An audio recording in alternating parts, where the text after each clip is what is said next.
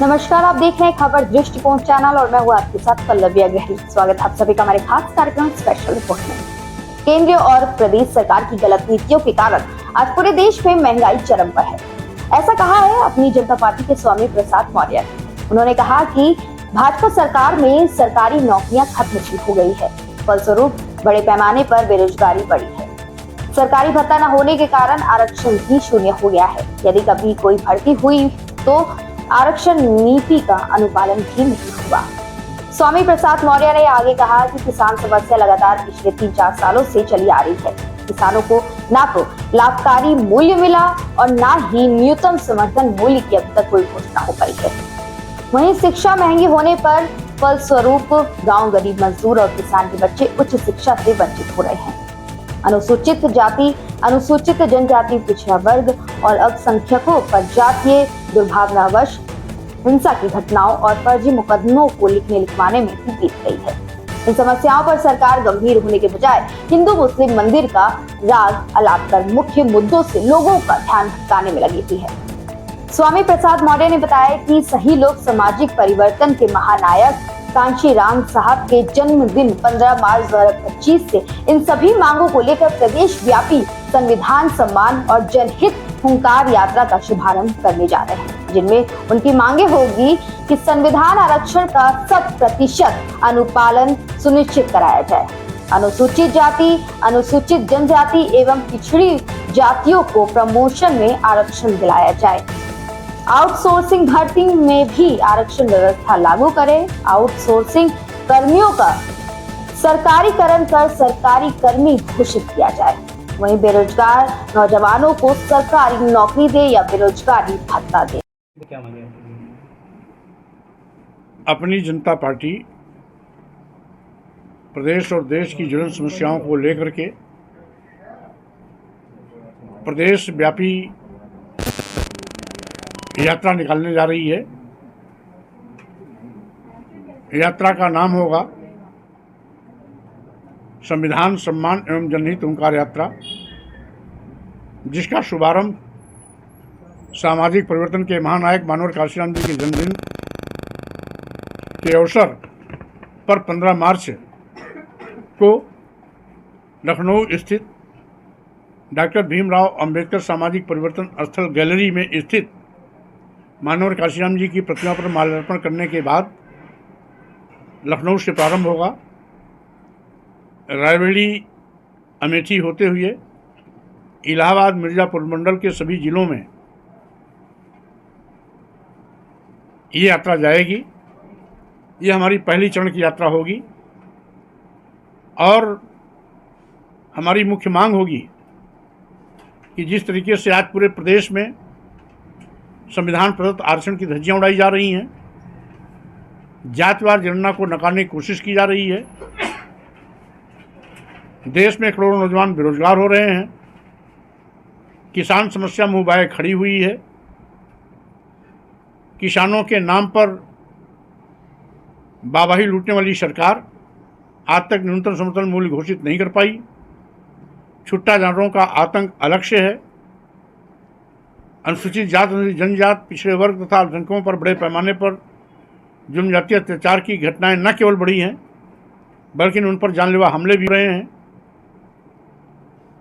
2 दर्जन से ज़्यादा घटना स्थलों पर मैं स्वयं गया या मेरा प्रतिनिधिमंडल गया, जिसमें ललितपुर, महोबा, हमीरपुर, फर्रुखाबाद, फतेहपुर, मिर्ज़ापुर, रायबरेली, वाराणसी के साथ साथ गोंडा, बलरामपुर, लखीमपुर खीरी आदि जिलों में मैं स्वयं पहुंचा या मेरा प्रतिनिधिमंडल पहुंचा। इसके साथ ही साथ बड़े पैमाने पर इन पर एफआईआर भी दर्ज कराए जा रहे हैं। साथ ही साथ आज महंगी शिक्षा के माध्यम से गांव गरीब मजदूर किसान के बच्चों को उच्च शिक्षा से वंचित किए जाने की साजिश की जा रही है। अस्पतालों से दवा नदारद है। इसलिए हमारी मुख्य मांगे होंगी कि संविधान प्रदत्त आरक्षण का 100% क्रियान्वयन हो, बेरोजगार नौजवानों को सरकारी नौकरी दें, नौकरी न मिलने तक बेरोजगारी भत्ता देने का व्यवस्था करें इसके साथ ही साथ आउटसोर्सिंग भर्ती में भी आरक्षण की व्यवस्था सुनिश्चित करें और आउटसोर्सिंग कर्मियों को भी सरकारी कर्मी घोषित किया जाए। इसी प्रकार से आशा आंगनबाड़ी कार्यकर्ती, सहायिका, शिक्षा मित्र, आशा बहुएं, रोजगार सेवकों को भी सरकारी कर्मी के रूप में दर्जा दिया जाए। जातवार गणना करा करके सभी को उनके अनुपात में आरक्षण देना सूचित करें। राष्ट्रीय न्यायिक सेवा आयोग का गठन कर सभी प्रकार के न्यायालयों में आरक्षण की व्यवस्था तत्काल सुनिश्चित कराई जाए। इसके साथ ही साथ किसानों को लाभकारी मूल्य दें, न्यूनतम समर्थन मूल्य की घोषणा करें और किसान कृषि उपयोग संबंधित जो भी सामान खरीदता है उसको जीएसटी से मुक्त करें तथा किसानों की फसल को बचाने के लिए सरकार शीघ्र करे। इसके साथ ही साथ वन नेशन वन एजुकेशन की हमारी मांग है कि आज समान शिक्षा होनी चाहिए और सस्ती शिक्षा होनी चाहिए, जिससे कि सभी को पर्याप्त शिक्षा लेने का अवसर मिल सके। साथ ही साथ पुरानी पेंशन व्यवस्था बहाल कराई जाए और जो सरकारी संपत्तियां बेची जा रही हैं तत्काल इस पर रोक लगाया जाए। जैसे भाजपा सरकार जब से बनी है, देश के सभी बंदरगाह बेच दिए, एयरपोर्ट बेच दिया, एयर इंडिया बेच दिया, सारे रेलवे स्टेशन बेच दिए, कई दर्जन ट्रेनें भी निजी हाथों में बेच दिया, यहाँ तक कि LIC जैसी बड़ी संस्था बेच दी। यानी जिन सरकारी संस्थानों से नौजवानों को रोजगार, सरकारी नौकरी मिलती थी, आज निजी हाथों में जाने के बाद वो सब सरकारी नौकरियों से वंचित हो रहे हैं। यही कारण है कि बेरोजगारों की बाढ़ आई है। तत्काल इस पर रोक लगाई जाए। साथ ही साथ EVM मशीन आज अविश्वसनीयता की शिकार बन चुकी है और जहां जहां पाश्चात्य देशों में EVM मशीन पर उंगली उठी, उन लोगों ने EVM मशीन को टाटा बाय बाय किया, बैलेट पेपर नमूने पर वापस लौटे। उसी प्रकार से इस देश में भी EVM मशीन की विदाई होनी चाहिए। बैलेट पेपर के माध्यम से चुनाव संपादित कराए जाने चाहिए। साथ ही साथ आज अस्पतालों में निःशुल्क दवाइयाँ नदारद हैं। गरीबों को निःशुल्क दवाइयाँ उपलब्ध कराए जाने की व्यवस्था सुनिश्चित की जानी चाहिए। इन सभी मांगों को लेकर के हम पूरे प्रदेश में भ्रमण पर निकल रहे हैं। अब मेरी कोशिश होगी कि प्रदेश के सभी जिले और सभी विधानसभाओं को इस भ्रमण कार्यक्रम से मैं आच्छादित करूं और अपनी आवाज़ को मैं घर घर जन जन तक पहुंचाने में कामयाब हूं।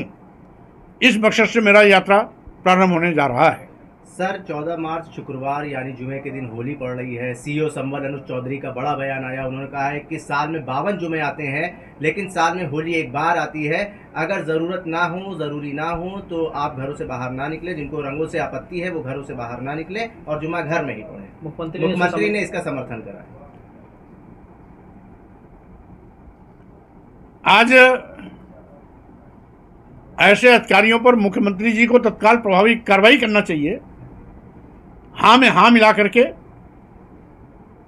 माननीय मुख्यमंत्री जी और संबंधित अधिकारी CEO दोनों अपने कर्तव्य पथ से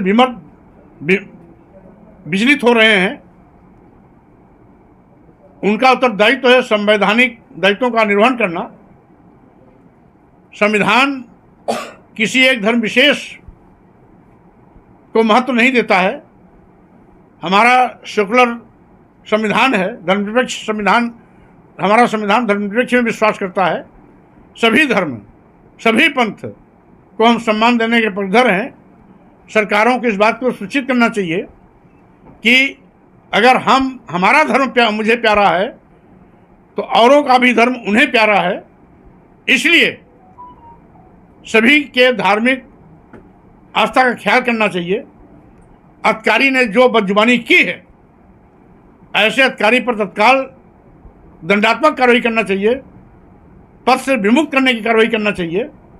मुख्यमंत्री जी हाँ में हाँ मिला करके अपनी असंवैधानिक सोच को सब पर लादने की कोशिश कर रहे हैं, जिसकी मैं घोर निंदा करता हूं। सर, उत्तर प्रदेश सरकार ने अभी बजट पेश करा है 8,08,736 करोड़ का, क्या कहेंगे?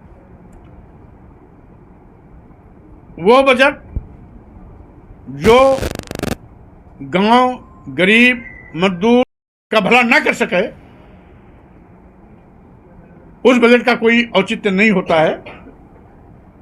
इस प्रकार की सरकार एक नहीं अनेक बार हर वर्ष लंबा चौड़ा बजट पेश करती है, लेकिन उसके बावजूद बड़े पैमाने पर बेरोजगारी बढ़ रही है, गरीबी बढ़ रही है, महंगाई बढ़ रही है, महंगी शिक्षा हो रही है। आज छोटी सी छोटी चीज़ों पर जीएसटी लग रही है, तो स्वाभाविक रूप से ये सरकार का जो बजट है, ये केवल जिस प्रकार से कुंभ मेले के बजट का दुरुपयोग हुआ है, उसी प्रकार से उत्तर प्रदेश के बजट का भी दुरुपयोग होने की पूरी संभावना है। सर, एक आखिरी सवाल है।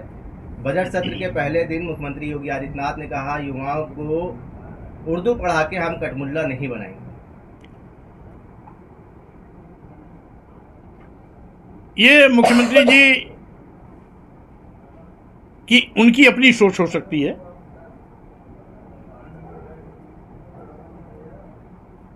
मुख्यमंत्री जी की भाषा स्वयं इस बात को जाहिर करती है कि मुख्यमंत्री जी स्वयं कहीं ना कहीं कठमुल्ला हैं।